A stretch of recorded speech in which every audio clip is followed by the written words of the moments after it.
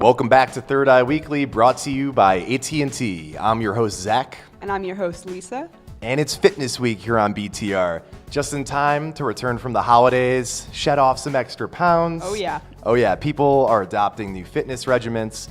And so we have a couple of recurring guests that are joining us on the show that we talked to about a year ago at this time, actually. Yeah. The first is Katie Spots. She's the first woman to ever solo row across the Atlantic Ocean, which she did 6 years ago when she was only 22 years old. She did it in a 19-foot rowboat, and she did it by herself. She accomplished it through lots of extensive meditation training and, of course, lots of physical training. And she's joining us this week to talk about her new book, which has 70 lessons that she learned for each of the 70 days that she was at sea.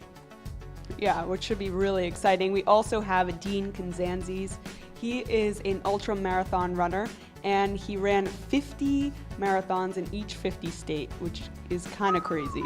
In 50 days, by the way. In 50 days.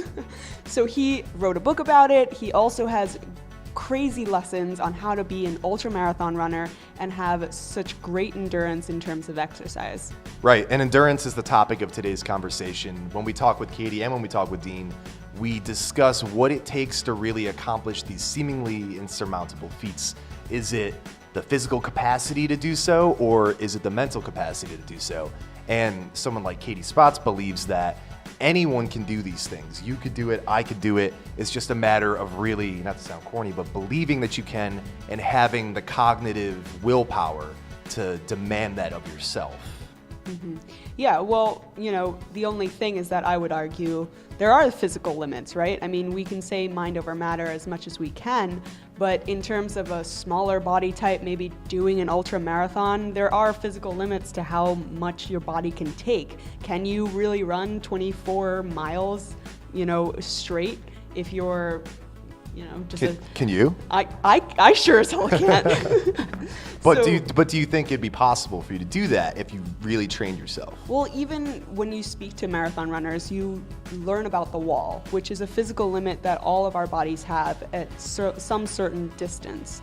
So, yeah, sure, there is maybe a little bit of a mind over matter where you can encourage yourself to run more and more.